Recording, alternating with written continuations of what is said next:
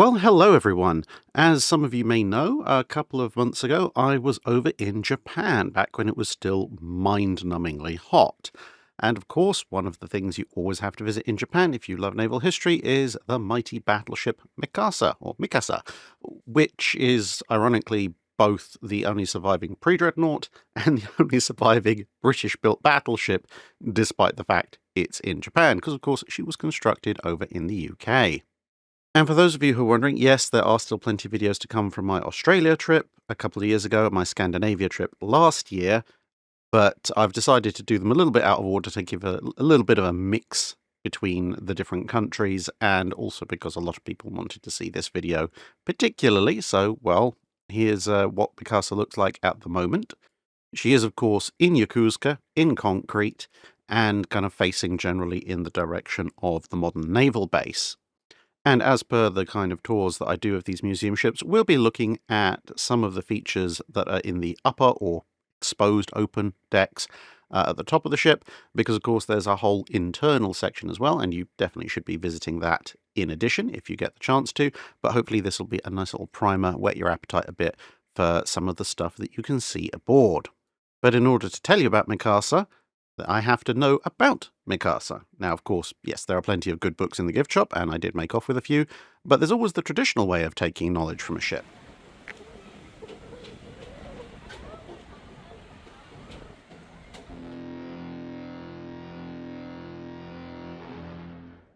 Hello, everybody, and welcome aboard the Japanese pre-dreadnought battleship Mikasa. We are, of course, starting at the bow, as we always do. And, well, we're here in Yokosuka. Behind me is the modern US naval base, and, well, Japanese Maritime Self-Defense Force base as well. But we're going to take a quick look at the upper decks of Mikasa and her superstructure as well, because, well, this ship's been through quite a lot, and she's now in a pretty good restored state. So let's go and see what we can find. So, what do we have here? This is a sort of shelf on the starboard side of the bow, and there's an equivalent version on the port side of the bow as well. Well, you might get some of a clue when you see that there's this big crane here. And what this is for storing the anchor, or one of the ship's anchors. The reason why you might have the anchor here on a pre-dreadnought, as opposed to much later on dreadnought period ships, if you've been on one of the museum battleships or whatever, is basically down to freeboard. So if we come over onto the main deck, you can see we've got an anchor chain running here, and then another anchor chain here. So we've got the chain falls through there, and the chain goes through there. However, if we go back over here, you can see that compared to even a World War II destroyer, let alone a World War II battleship, we don't actually have all that much in terms of freeboard. And that's the sea level, this is the ground level, here's where we are. So obviously that's a person and a bit height gate. So if you have your anchors on the side of the ship roughly here, then you're going to end up with a big problem, because as soon as you go through the sea at any great speed, your bow wave is going to come up and smack against those anchors, so you're going to get a whole load of additional spray, which isn't great, and those anchors are going to constantly be slammed against the side of the ship, which is very definitely not great. So the solution to that is to let the anchor stream a little bit backwards, and then you have your nice big derrick arm swing out, pick up the anchor, and you then store it here. And then that will keep it safe and away from spray. And if it does move around at all, obviously this area is reinforced to take it. So if you see photos of pre-dreadnought battleships, including Mikasa, sometimes they'll have their anchor chains out because they're anchored. Sometimes they'll have the anchors off of the bow because they've either just raised the anchors or they're just preparing to lower the anchors.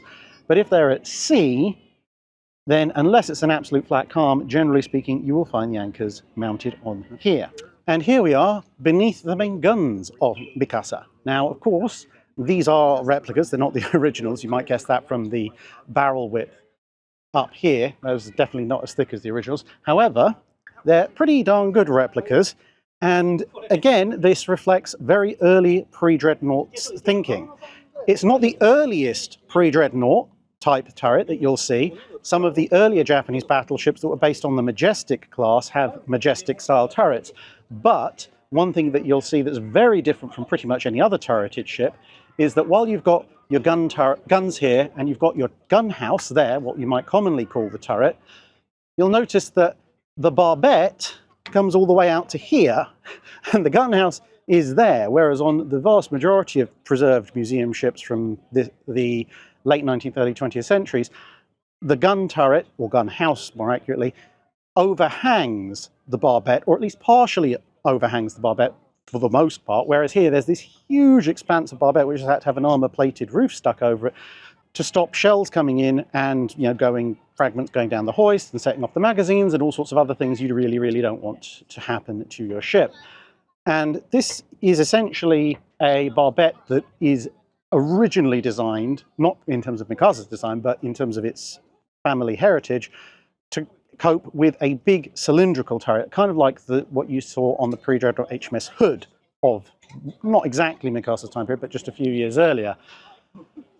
And so when they move over from open barbette mounts to a armoured barbette or gun house on a barbette, which we would now call a turret, things took a little bit of a while to catch up. You know, rotation mechanisms took a while to make smaller, magazine hoist mechanisms and so forth. And so you have this very distinctive layout, which is definitive to early and mid-period pre-dreadnoughts. Now, something else that you might find rather interesting is over at the top of the turrets, you can see these little things that look a little bit like Daleks or possibly minions, depending on your point of view. These are the spotting hoods. So obviously you can see there's nothing in the face of the turret and there's no rangefinder ears coming out of the turret. And so the only way for the people in the turret to know what they're looking at, what they're aiming at, if orders from above stop coming in, or if they just want to double check them themselves, is to look out of something. And it turns out these three spotting hoods are the things that they would use. Now, of course, when you have a single turret, obviously this is a twin turret, but when I say single, I mean there's just the one turret up front. This isn't a problem. You can easily look out of them. However, this design, which was common across a lot of different navies, but obviously Mikasa's built in Britain, so she's designed by British designers, this sticks around for a while in some way, shape or form, and this proves to be a little bit of an obstacle if you keep it to super firing turret designs. Because if you have a second turret with the guns pointing over the first, then obviously those big viewing ports invite blast effects to come into the lower turret. And it did take a while to resolve that, basically by removing the sighting hoods and going for other ways of looking out the turret.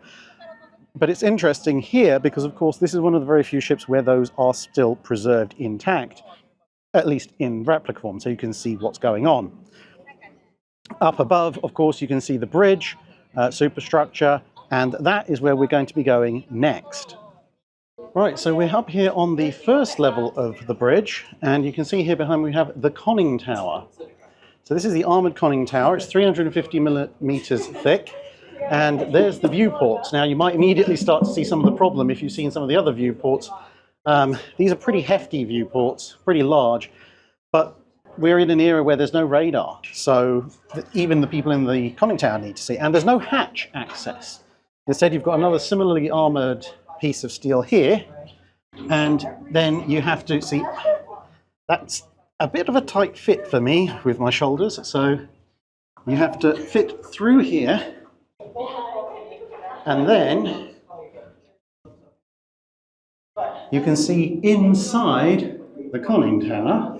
It's not particularly large, and this is where you would command the ship in battle, at least in theory. So as you can see, you've got your engine telegraphs, and as you can see, they are not the standard type where you have the big arc across the top.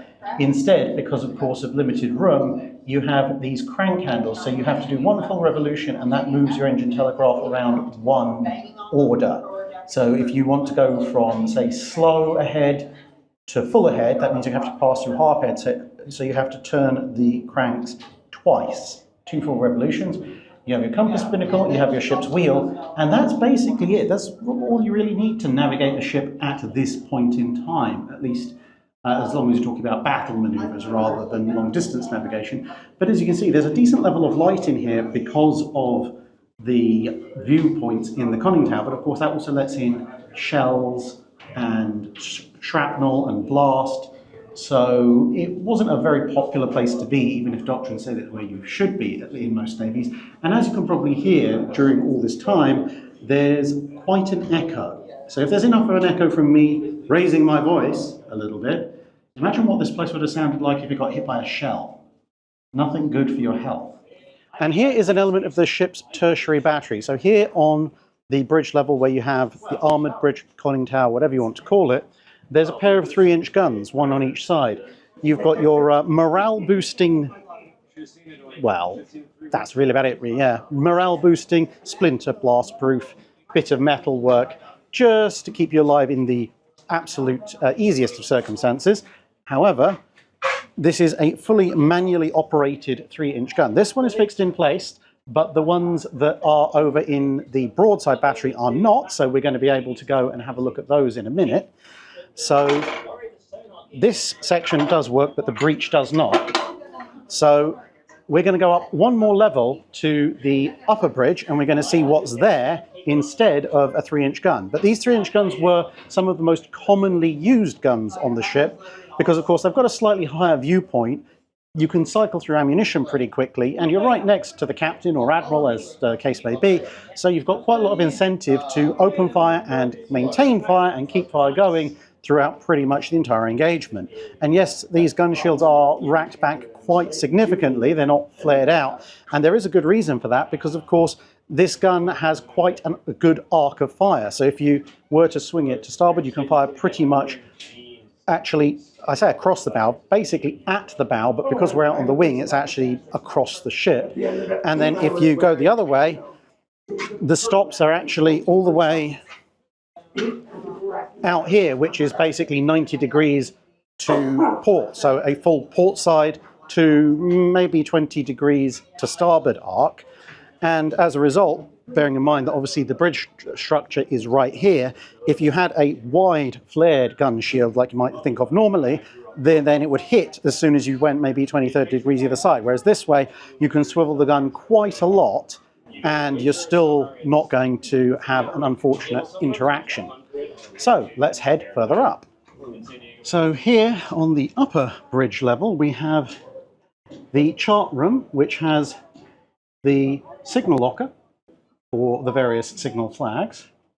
And then you have your chart table and chart drawers fore and aft.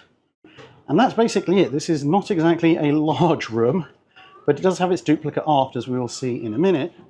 And so if you want to run a signal up, the signals would come out of the chart house here, and then they would be taken out to one of the bridge wings as appropriate to be hoisted on the signal halyards. So in this case, if we were to fly a signal on our starboard halyards, then we could bring it round, and there are the starboard halyards going up there to the ship's mast. But there's only one signal locker, which might come as a surprise to some people because they might be used to there being one for each side. But no, here there is just the one, looking here over the aft end of the ship. So if we come forward, not only do we get a rather nice view over the forward battery, those two 12-inch guns there, and as you can see we have no less than 4 spotting hoods. We have one either side of the guns, one in the middle between the guns, and then one right aft for the turret commander. But as we come round, you can also see there's the starboard 3-inch gun, and then we have the last enclosed structure going up on the bridge. So here we have the navigation bridge, and as you can see, basically this is a replica of what you find in the conning tower immediately below us. So we have one ship's wheel, 3 ship's telegraphs, although somewhat more spaced out because there is a bit more space here on the bridge, 1 standard compass on its binnacle, and, pan up a little bit, a set of voice tubes so you can communicate with various parts of the ship elsewhere. And here we are on the starboard bridge wing, and here we have one of the ship's searchlights. This is a 60 centimeter searchlight, and obviously can be used for signaling as well. But you have one of these positioned on either of the upper bridge wings, so you can see it's actually cabled, so you can actually still run the thing, although the louvres, as you can see, are shut.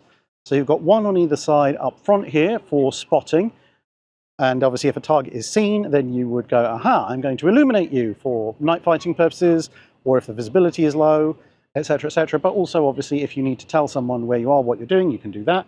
We've got the signal halyards, as we mentioned here, just right behind, and you can probably see all the way aft there on the aft command center, there is its opposite number. So as I said, there are 4 of them, 2 on the starboard, 2 on the port side, and they're all mounted high on these bridge wings. So what else have we got up here? Well, there is one more level. It's not enclosed, but we can go up there and have a look and see what's there. And here we are on the uppermost portion that's not one of the fighting platforms. And here you can see a bar and shroud rangefinder. Now, compared to what you'll find on a World War II era ship, this is not the largest of rangefinders. It's not even 6 feet long. It's a 5-foot model, but it is the latest and greatest in fire control circa 1904. As you can see, this name tag, so W. Armstrong, Whitworth and Co., Elsick Works, Newcastle on Tyne. And then we come around here, and you can see this is a bar and shroud patent rangefinder, and this is number 450. Here is where you would look in. Unfortunately, these days, the right-hand lens is blocked, and the left-hand lens has a lot of condensation in it, because it's quite humid here in Japan. But this is how you would determine the range to the enemy, and then it would be fed down to the ship's guns. So none of this massive turret-mounted rangefinder setup, not even big fire control sections up on the fighting tops. The fighting tops, initially, you can see some of them here, initially should have carried 47mm guns, and did, but they were taken off pretty quickly. They weren't present for Tsushima, so they're essentially just spotting tops by the time of the Russo-Japanese War. And from up here, well, you've got an even better view of the gun turret, and you can see just how much of that barbette has had to be roofed in with armour as a result of the gun house being far, far smaller. But of course, the thing is that the gun house is far smaller, it needs less armour in terms of weight, which means either for the same weight you can make it thicker, or you can save weight and keep the same level of protection. Either way, it's a benefit to your ship design, but of course, once they caught up with the idea of making the barbette smaller as well, that's even more saved weight. But yeah, still a spectacular view across the bow of Mikasa. And this is the upper bridge, as we've been talking about, and here is actually where Admiral Togo commanded the entire battle from. So down here, this is where Admiral Togo stood, Chief of Staff there, Operations Chief there, Ship's Commanding Officer behind the binnacle, as is depicted in the famous painting, which hopefully shall be overlaid on your screen right now. But as you can see, I'm right on the edge of the railings here, and if I extend my arm right out, then that kind of gives the right perspective of view. So whoever was painting that image obviously knew what was going on the bridge, but they were presumably painting it from a perspective on a ladder at some point after the battle. And obviously there's a lot less hammocks and stuff on here as well now.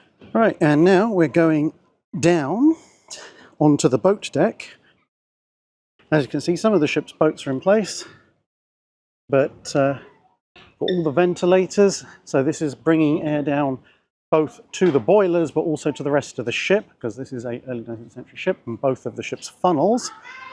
And as we progress along the boat deck, you'll notice here the main mast, that's the aftmost mast, has this long grey crane arm sticking out of it.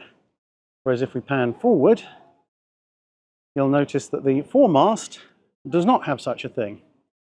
And the reason for that is that this is the boat derrick coming to the ship's boats, and that is also, well, obviously for here it's for handling the ship's boats, and you would have more ship's boats roughly where we're looking at now in peacetime, but in wartime pretty much all the boats would be taken away because you only needed the ones that were necessary for vital communication. There's no point in having any of the others because you might be saying, oh, hang on, but wouldn't they be lifeboats? in theory, but if you're on a pre-dreadnought battleship and you end up in a situation where you need the lifeboats, the chances are the circumstances that put you in the situation you need the lifeboats have also reduced any lifeboats to splinters. That's why things like Carly floats would be invented later on.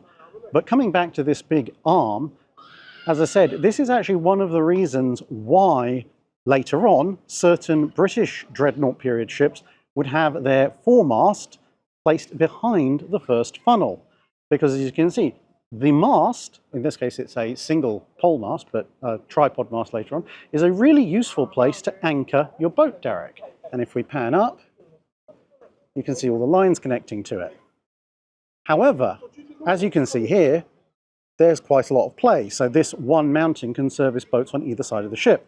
If we pan back to the foremast, you can see the fore funnel, if the mast is ahead of the funnel, along with the ventilators, that rather blocks the arc of swing that you can get.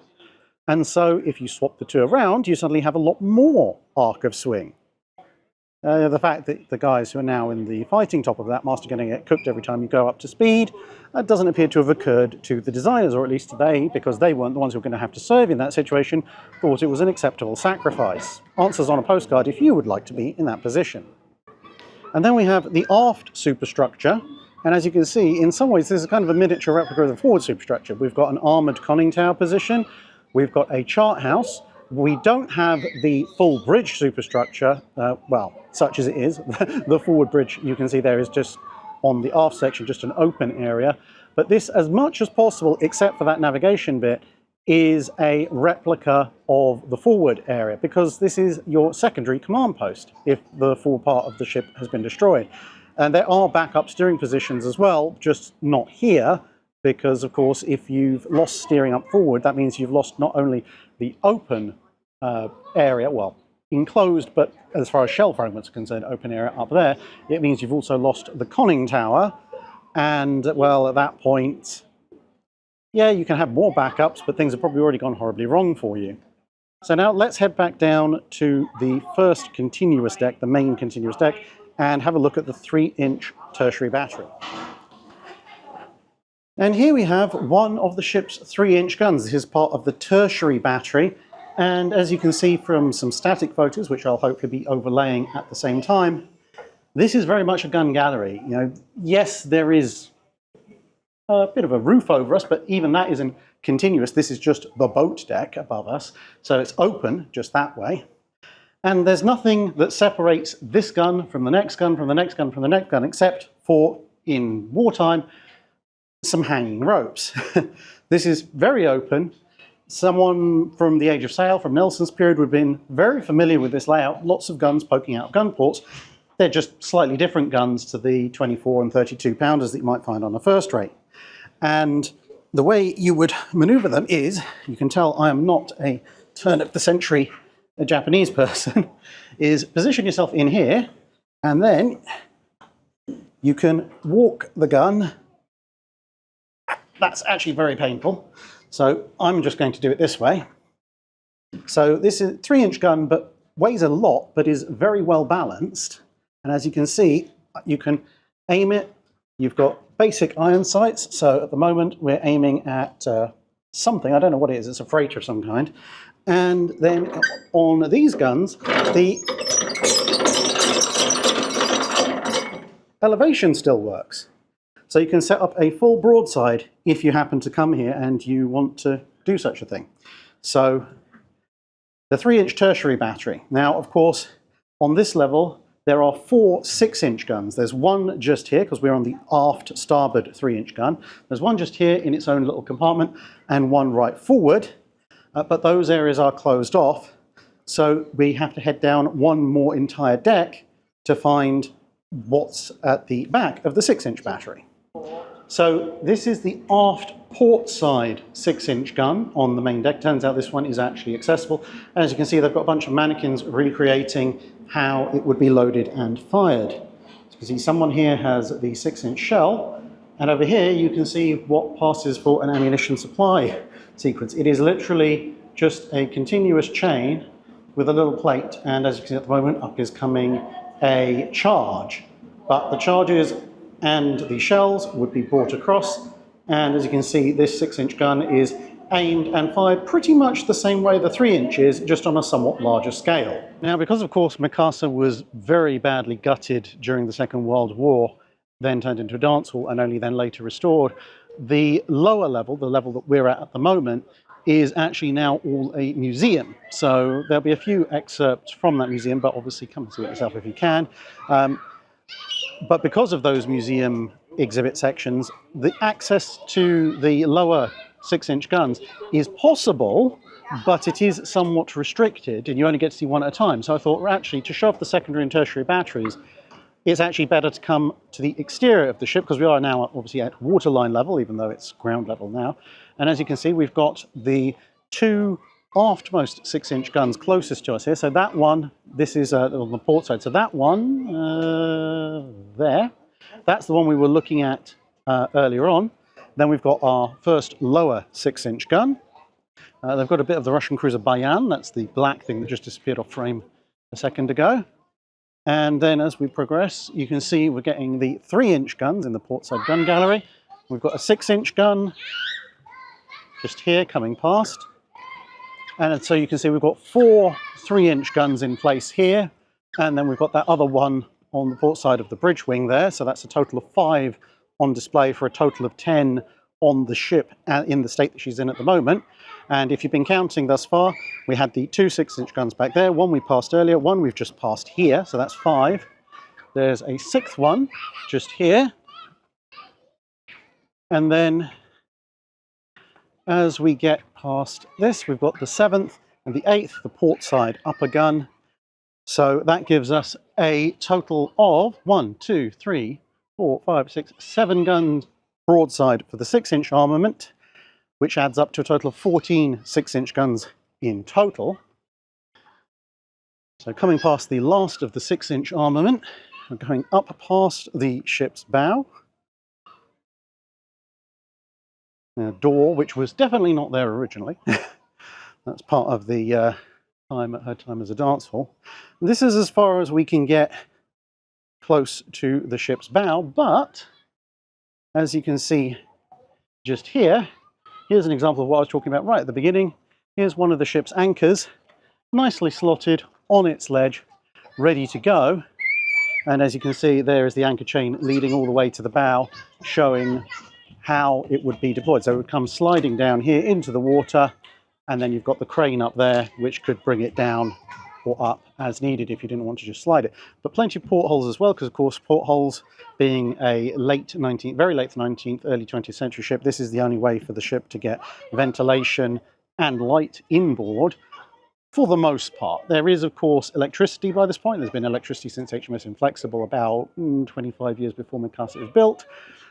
But ventilation, even in a ship that's designed for service in Japanese waters, is still very limited at the turn of the 19th to 20th century. And so these portholes are absolutely vital, except of course in wartime, where they're blanked off, like this one has been. And you can see obviously she is a riveted construction vessel, so no welding in place. If you see a weld anywhere on Mikasa, that's something that is post-World War II restoration.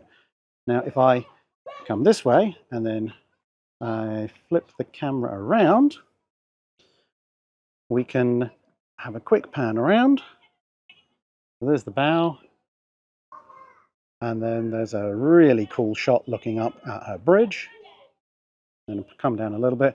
And then we'll do another quick walk back to the entrance on the port side aft quarter, and you get a nice impression of just how much of this ship's firepower is coming out of her broadside, literal broadside, Age of Sail style broadside. We even have multiple gun decks, even though with 2 gun decks this technically would make her maximum of a 3rd rate, but we know the rating system went away for a good reason. So yes, you do have the 2 twin 12-inch turrets, but when Mikasa is in battle, this lovely broadside battery is going to be spitting out far, far, far more shells than the 12-inch battery up top. And then, of course, you can see the aft twin 12-inch just there. And so, as the sun sets over Yokosuka, that brings us to an end of our quick look around the famous battleship Mikasa. And of course, over there, as you can see, is a statue of Admiral Togo, keeping an eye over all visitors entering and exiting his wonderful flagship. So if you'd like to come and see Mikasa, well, she's here in Yokosuka, not more than a stone's throw away from the big naval base. But even if you're visiting Tokyo or Yokohama by cruise ship or by plane, it's about half an hour, 40 minutes from Yokohama, and about an hour by train from Tokyo on the Japanese public transport system that actually works, unlike the one in the UK. So definitely come down and have a look around. There's a really nice gift shop here as well, so you can take a souvenir home with you. And as you've probably seen from some of the photos, they are continuously restoring the ship. They've got most of the way through, and who knows, by the time you get here, they might have got all the way across the main deck and touched up some of the rust here on the very, very aft section. But for now, goodbye, and we'll see you in Kure. That's it for this video. Thanks for watching. If you have a comment or suggestion for a ship to review, let us know in the comments below. Don't forget to comment on the pinned post for dry dock questions.